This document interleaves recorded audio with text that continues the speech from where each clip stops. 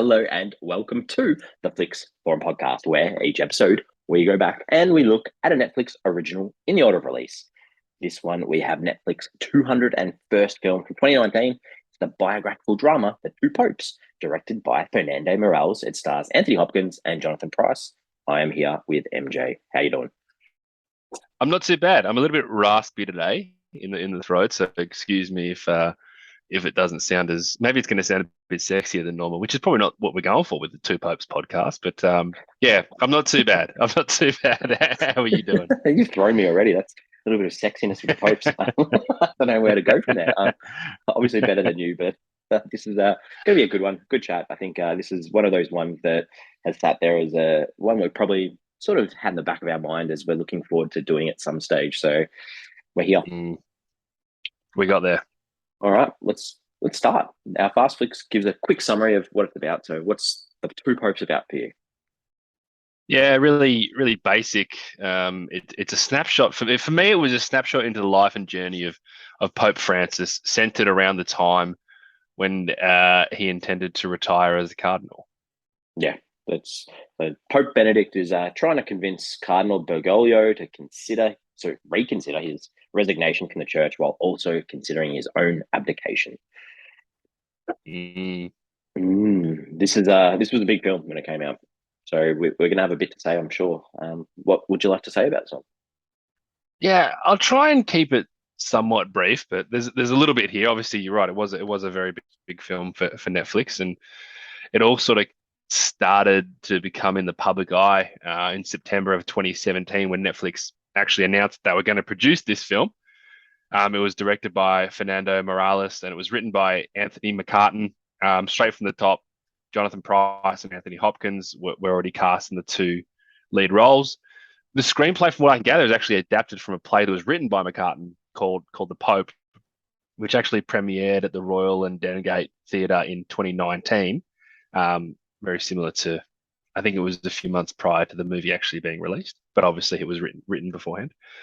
And then they began filming this in Rome in April of 2018. They filmed at a refugee camp in Rome. They filmed a full-size reproduction of the Sistine Chapel interior created at the Cinecittà Studios in Rome, an area outside the Castel Gandolfo, which was where they filmed the Pope's Summer Palace.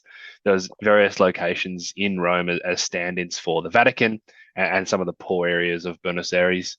And the St. Peter's Square Plaza was actually recreated using computer-generated imagery. So obviously watching this film, there's a lot of very famous historical settings in it, and it's interesting to see the lengths they went to try and recreate these. Obviously, they can't just go, hey, Vatican City, can we just pop in for a little bit? We just want to film a movie. We're just going to use a few rooms where the Pope uses. So I thought that was pretty interesting. The reconstruction of the Sistine Chapel specifically was built in a studio during this 8-week period, and to create that realistic look for the artwork, which they do focus on, quite a lot in this film. They actually hired a company that produced a stick-on tattoo that they put on the walls for it. So they filmed it. Then it had its premiere at the Telluride Film Festival on August 31, 2019. It also screened at the Toronto International Film Festival on September 9, 2019.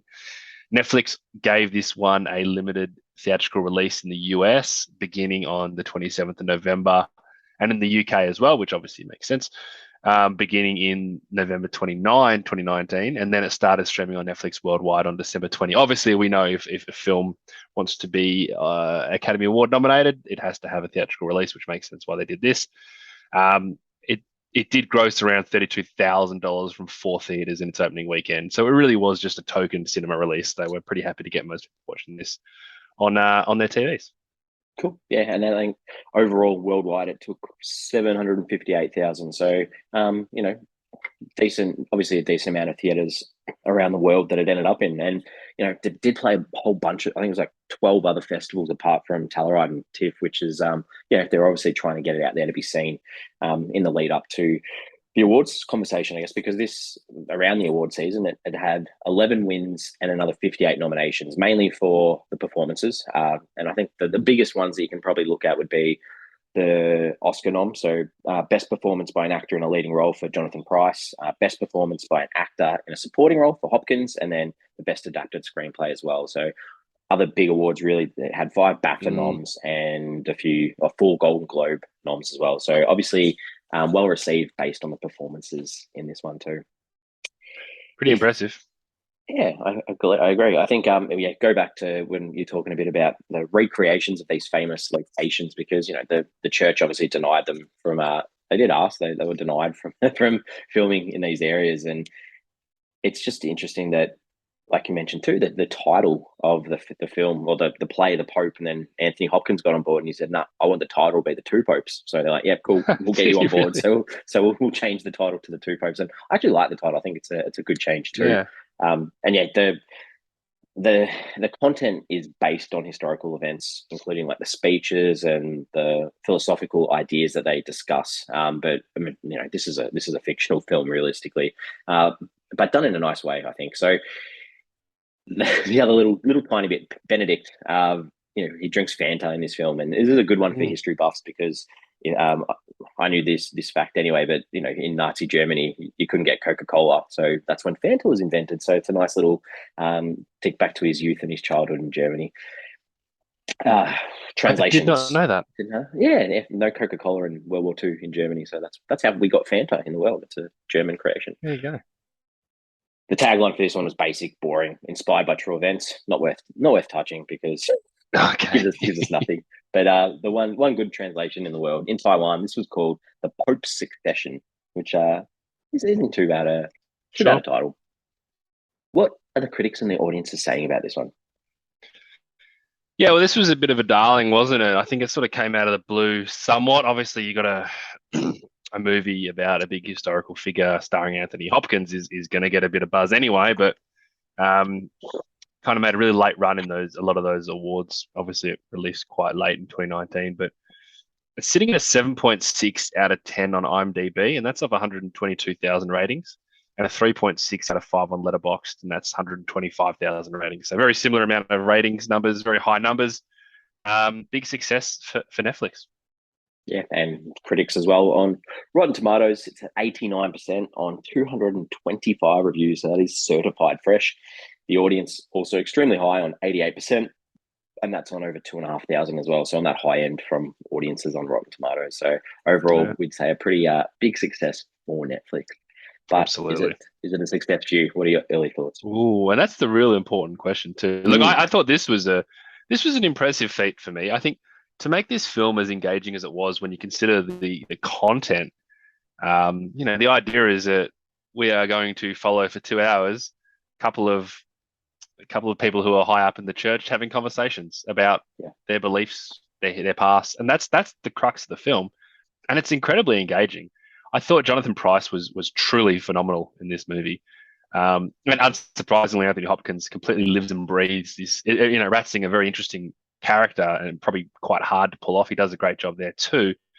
But I really enjoyed a lot of the long dialogue pieces, the way Jorge was able to articulate and justify his stances whilst remaining this really honorable and respectable character was fantastic. And there's just something so empowering about watching somebody, or in this case, a character, who is so sure of his philosophies and the decisions that he makes off the back of it. And even though he's doing things that are controversial, but he's so comfortable doing it because he's so aware of he's making the right decisions. There's something really strong about watching that. It really gets me, and it was, as powerful as any in this film.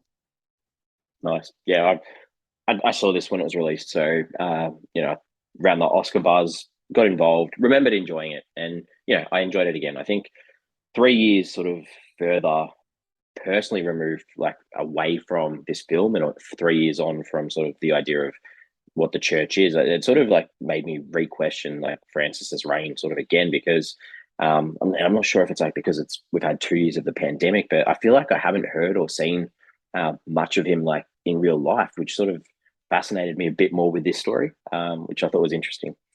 So yeah, enjoyable. Pandemic would play a huge part in that, let's be honest. Yeah, I get that, but at the same time, that's the sort of time that you'd expect the leader of one of the biggest faiths or religions in the world to be up talking about care for your neighbor, do these, positive messages. And I don't remember seeing any of that during the last few years, which when thinking about this, I was like, it's really interesting. But is that also because the the media is showing other things, and it's not Yeah, whether he's not 100%. doing it or not? And Yeah, yeah, yeah. um, yeah. Characters. We should say as well, we're gonna spoil this film. We haven't quite done it yet. But if you haven't watched it and you don't want it spoiled, watch it. Come back, have a listen, and Exactly. go from there. So characters. Yeah, I obviously want to start with Jorge Bergoglio, played by Jonathan Pryce. I just what a noble, humble leader he was. I think it's his down to earth personality that helps make him resonate with audiences immediately when watching this film, and probably allows for us to ease into this film without being concerned by copying this full dose of religion. There'd be a lot of people who would watch and enjoy this film who aren't necessarily familiar with the way the Catholic Church runs or the papacy runs or religion in general. But there's not a barrier, which is great because it very well could have been. Um, so I'm watching this film and I'm just completely hooked on this character. And I want him in every scene. I want to follow him everywhere. I want to listen to everything he says. I even found myself less interested in his backstory, and I understand it's Mm. really important to who he is. Um, but it's not the character that sticks with me because he's grown from that, and the character, by the end of the film or by the end of his later in his life, that's the character that really stuck with me, and I just wanted more and more of that because I thought he was fascinating, and I loved his ideas and his views and his stance on it all. Yeah, I found it really hard to talk about them as characters when you know so much of them as real human beings, and sometimes that's tricky, especially when it's a fictionalized account of conversations and things between the two characters. But you're completely right in that he's the Pope that in creating this they want the audience to be with, because he's that signal of hope. He's that idea of moving forward and positivity for a church that obviously needs that when they're seeing the lack in numbers and followers and need something to revitalize what's going on. So it was really clear in these two popes as characters that they were the complete polar opposites. Like, you've got Bergoglio, who is that progressive reformist who's come from South America, which is a completely different. Um, Realistically, most popes are from the northern hemisphere, and for him to come from the southern hemisphere with these different perspectives that you speak about, it's really engaging. And I agree a little bit that I think he needed a little bit some pieces about his previous ministries before becoming pope, but I think the backstories at times did sort of take away from. I wanted more conversations between the two of these, Hmm. because to me they were the most engaging thing, and you got so much more out of who they were through this dialogue. So I think that it would have just been so much nicer to cut a bit of that out to give us a couple of extra chats between the two and where they're at. Yeah, that's a good call. I agree with that. And look, my thoughts on Ratzinger from a from a movie perspective and a Yeah, story narrative perspective, he's kind of the old crusty, stuck in his way other guy to our hero. And I know you're sort of going out on a bit of a limb to tag this as a movie with a hero and a villain. It's not that clean, but in a real basic sense, we're all on board Team Bergoglio, and Ratzinger is diametrically opposed to him in many ways. So it's kind of interesting to see the slow turn that he does have, and he's battling his own demons that are impacting the job that he's doing today. But it's kind of also hard not to respect his ability to move away from the traditions of the church to make what ultimately feels like the right decision to stand down, and how that decision seems to shed him of any sort of prejudices that he had within him before that. It's almost like there's this moment where he has this decision. He's like, look, I'm going to stand down. I'm just letting you know I'm going to stand down. And it just like you could feel the weight come off his shoulders as soon as he does that. And I think they do that really well to make this character who you don't really like to be someone that I don't think by the end of it you love him, but to be someone that you understand that the transition that he's made throughout the 120 minutes. yeah, it's tricky. Like, this is that part of that fact versus fiction where, like, growing up, Ratzinger or Pope Benedict was someone that I knew a lot about, and I'll probably talk a little bit later about that. But he was very very conservative, this traditionalist, which we see in the film, stubborn, lonely, eats by himself, and that idea of him getting ready to step down for the betterment of the church and that relief is really good. It's just hard when to fictionalize this, you make it as in he's supportive of getting Francis in the role when that's not necessarily the case in real life. So Yeah. it's nice in the movie world, and it goes really nicely in the narrative of this of where this is at. But it's just tricky when you know that he still lives in the Vatican and is still a little bit of a critic of Francis, and every now and then pops up and sort of makes some commentary or some negative calls about what Francis is doing. So it's just an interesting way to do it. That we've got a nice happy ending where it's not necessarily like that. They're not sitting on the couch watching Sure. soccer together. This is like I'm not going to pretend like I know the intimate details like you seem to about these two guys in real life. I know who they are because Yeah. they're the Pope, and you sort of know who they are. I remember when the transition or the handover sort of happened, and that's kind of it. I don't have that much more of knowledge on it. So the minor details which might feel like a bit jarring to you, as a general movie watcher, didn't obviously pop out for me. Yeah. No, that's good, but I still enjoy it. Like, it's not that I enjoy Yeah, the yeah. narrative of the film. It's just things that are running in the back of my mind. Like, yes, I'm enjoying. Like, I love the moments of them together. I love the conversations. I know these Yeah. conversations didn't happen, but I think they're great. But at the same time, there's a part of me that sits there and goes, "Imagine them actually having this conversation." Like, ridiculous.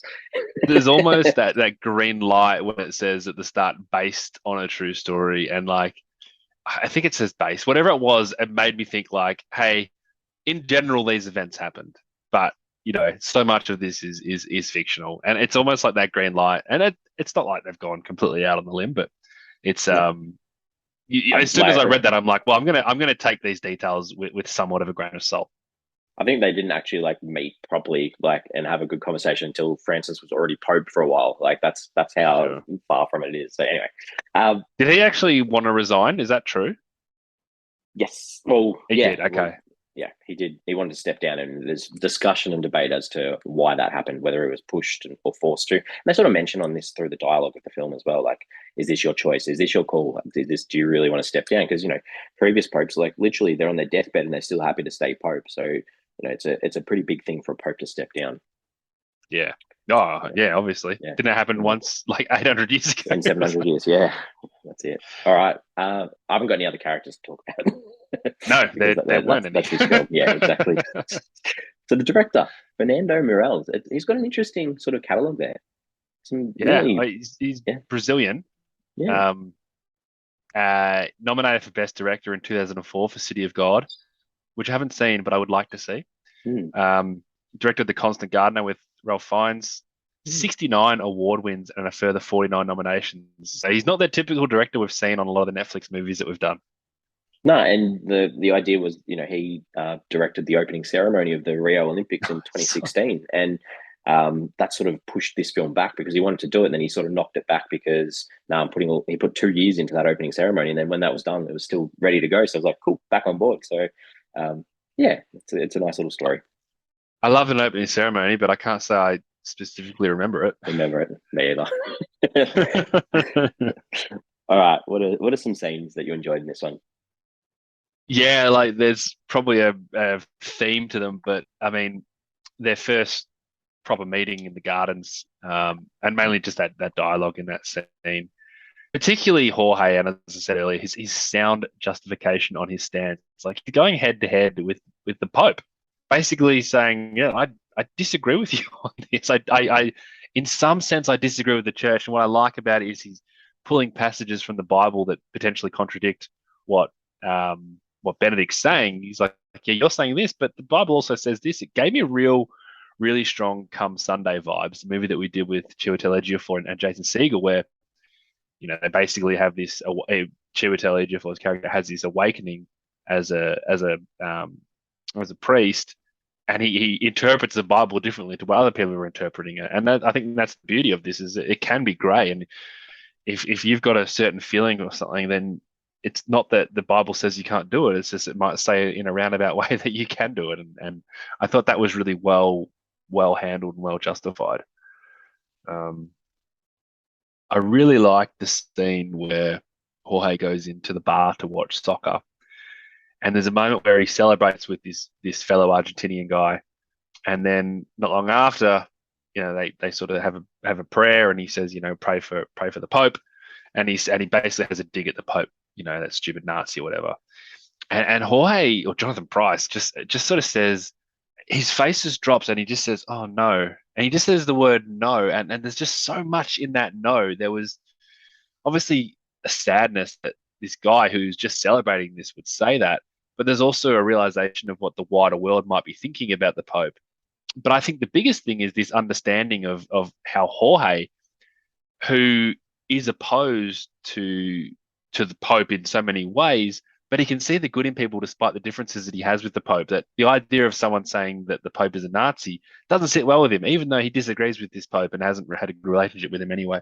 I just thought it was wonderful the way that they captured that moment and that character, and I thought it was really, really powerful. Yeah, it really got me. And the final scene I do want to bring up is when Jorge was leaving initially, and when they did the bit of a tango, I thought that was a bit on the nose. But I did like how Ratzinger continuously was just saying bye to Jorge when he leaves. He says bye like 5 times. He's like bye, bye. He's just like waving, and it just that impact that he'd had on him in such a short time. This is a man who he genuinely didn't like, and then by the end of it, he was sort of pulled in by his charm and his leadership. And again, it's just a little thing that made you realize how the entire setting had changed off the back of the meeting, and it was great. And also, he got that hug that he longed for at the start. They did have that embraced as he exited as well. So yeah, nice turnaround. I think the way, like you sort of touched on this, but the way that the criticisms of the church were sort of dealt with underhandedly, like we're really good, like that idea of Ratzinger being the Nazi, like the under tones, I guess, of the arrests, the allegations, the loss of followers, like these needed to be touched on when you've got a film about two popes that are meant to be dealing with these issues. Obviously, you need to touch on it, but I like that they didn't put too much focus on it. It's nice to have that underlying current, so that was good. Like you mentioned, that conversation in the garden was just a standout. Even the way that they shot it with, a few of the high angle shots looking down on them, the extreme close ups on their faces, so you could see, their emotion and their frustration or concern. Perfect start to this film, or the perfect start for the two of them to meet and start off. Because obviously, as you mentioned, the complete opposites of where they were at. It was nice to see that progression throughout the film. The Sistine Chapel, like the we'd obviously seen it prior, but the first scene where Bergoglio sort of walks in there and it's like dark and then the lights all just come on and he walks in, it just produced that sense of wonder, that idea of I'm in this room completely by myself, which and they make mention of this, very hard to do. It's always packed, 100% packed all the time. So it was nice. And then it was nice towards the end too, where they used those real photos of Francis going in there with the actual public. Like that was cool. Yeah. And I did enjoy the final scene of them sitting on the couch watching the World Cup. It was just a nice end to what it was, a nice film, especially with the candle, the reverse sort of flame shot that they spoke about earlier. That's right. That was cool as well. Yeah. Anyway, that's me done. So is there anything that you didn't enjoy? Well, not really. This is almost one of the first films that I can say there's nothing that I didn't enjoy. I thought it was a very well-rounded film. But I'm going to mention one thing, and it is in that final scene that you mentioned. I don't know how I felt about them painting soccer as this really tough, rough game. All the highlights are about these warriors going into battle. It did not sit well with me. It's one of the softest sports in the world with these guys, playing for free kicks all day. It's one of the reasons why I can't watch the game. So that was, I mean, obviously it's directed by a Brazilian, right? So it's their religion. Sorry. Their face. Yeah, I know. It's almost as big as like the anyway. Yeah, to me, like I sort of mentioned this before, the flashback theme for Bergoglio, good context, they were important, but there were just too many of them. And as I said, would have much preferred more conversation between the two. So just a little bit too much. Yep. All right. I agree. That's fair. Themes, ideas. There's lots in this. What are some things you took out? Yeah, I'm just trying to really focus on the stronger ones. And I think one of the big things is the idea of change. And it's not just the idea of changing with the times and letting go of some traditions that might be no longer relevant, but also the idea of changing your perspective on a person, and changing why their ideas actually might have merit when you otherwise didn't think they did. And I think that's a really strong focus of this film.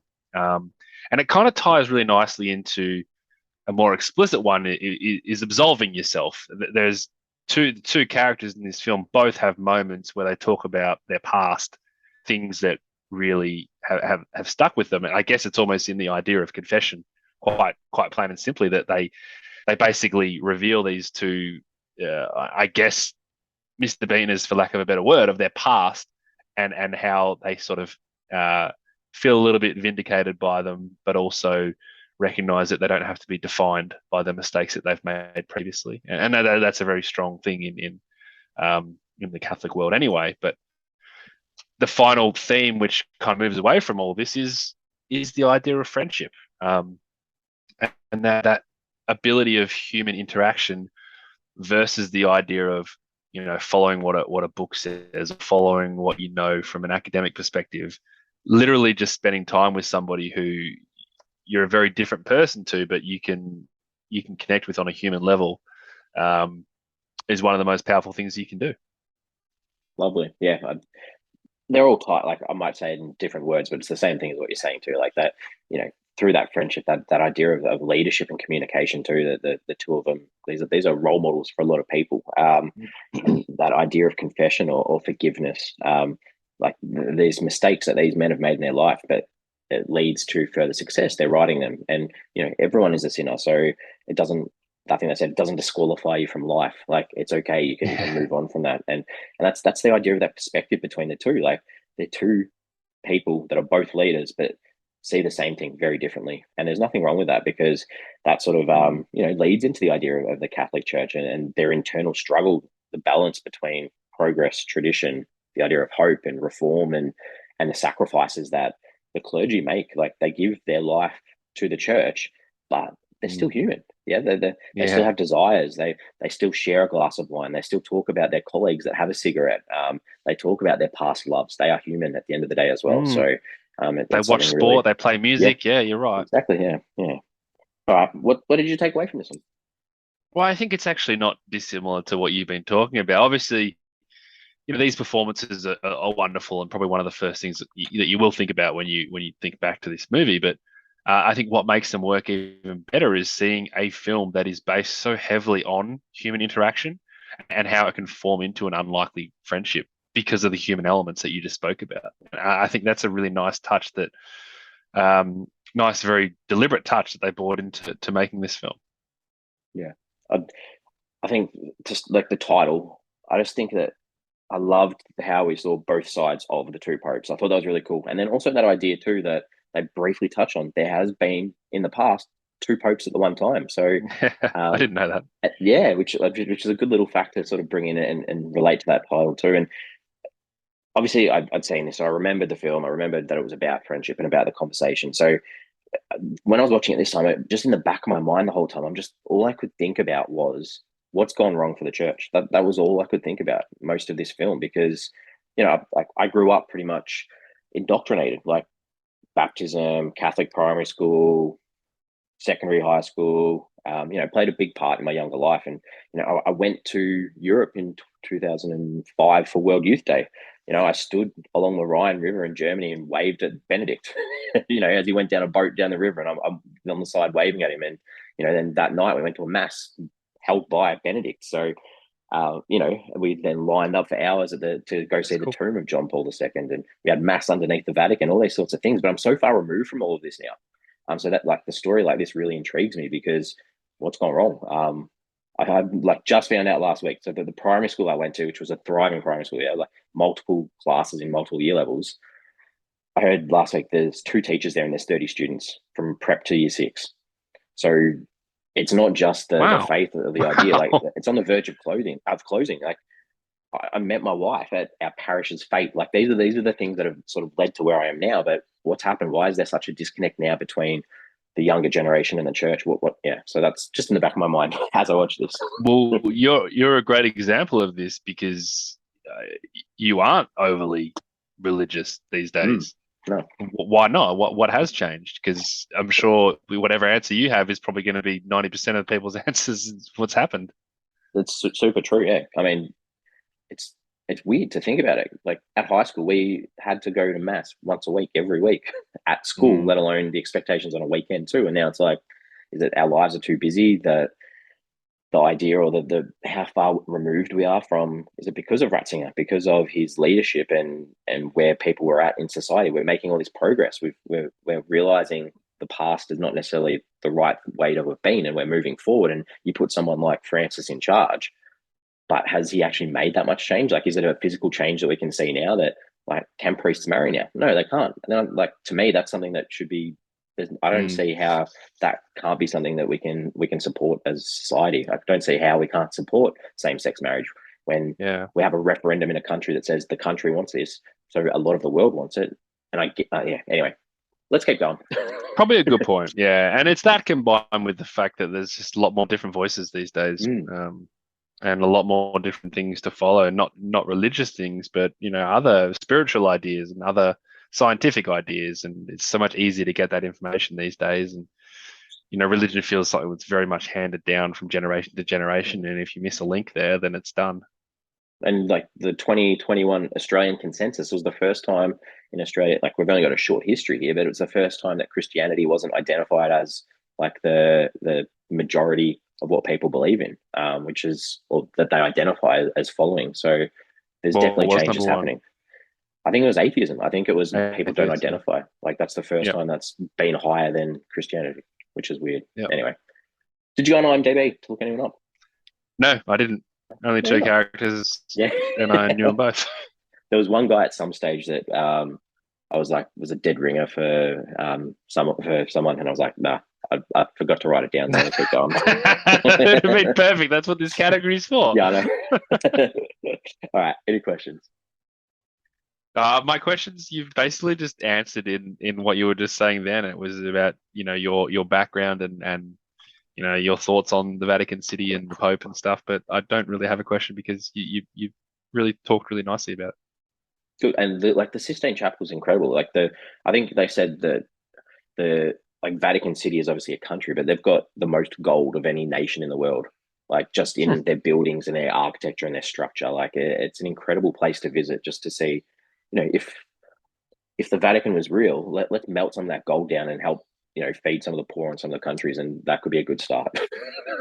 I wonder if the Pope will listen to this podcast, because maybe there's a few ideas and he might hit you up. I think, didn't he say it's tiring speaking in English? So he might give it a miss. That's a good point. That's a good point. The only thing, and they sort of touch on this at the end.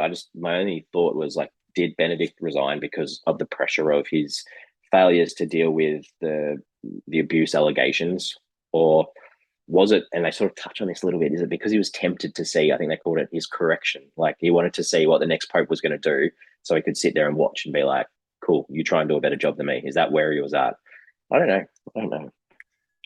Oh, I think that's a cynical way to look at it. I almost think that the correction is almost like putting your hand up saying, I wasn't doing a great job, maybe someone else can do a better job, and I'd like to be able to witness that as almost like absolving myself because I get to see it happen. But I definitely think it's in this movie anyway. It's definitely the both factors that are very important to why he did it. It's tricky because he was like under the pump straight away. As soon as he was elected, then all the, obviously we've got a lot more investigative journalists around now that looked into his history and looked into his association with the Hitler Youth and things like that. So he was already on the back foot, like, straight away. So unless he had something progressive to do, he was never going to be, seen as a really successful leader, unfortunately. It's the first thing I heard about him when he was when he went into, because that's what sells newspapers, or gets clicks. All right, I think we're ready to wrap it up. Let's give it a rating out of 5 and come up with an average. Go for it. Yeah, I thought this movie was wonderful. It was a really enjoyable story. It didn't blow me away by any means, but obviously great characters aided by great performances, and keeping that narrative engaging when on paper it really has no right to be that engaging is a great feat. I toyed with giving it 4 stars, but I think it's just got to be 3.5. But it's a good 3.5. Oh, nice, yeah. We've touched on this. The performance is top notch. I could listen to the conversations between the two of them for hours. Just going backwards and forwards like a tennis match.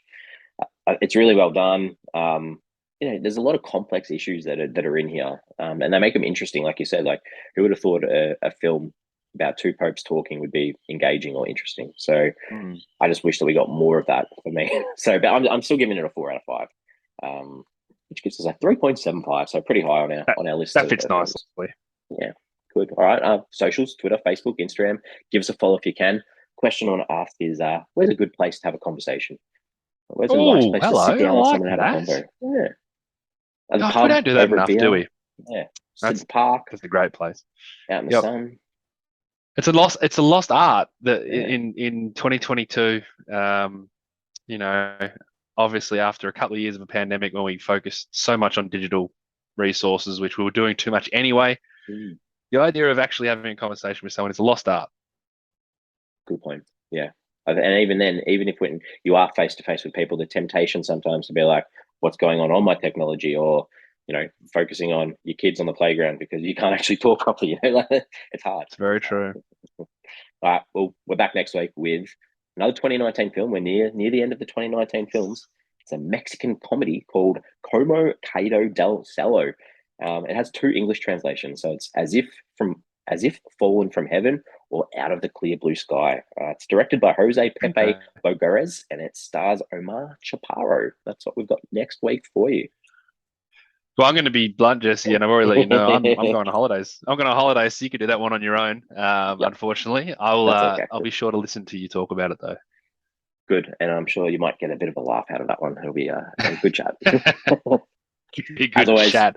it'll be a good chat. Good chat with myself. But as always, it's always nice to chat to someone else. So thank you for being here. That was a good one. Absolutely, we're just like the two popes, you and I, just breaking everything down so it makes sense.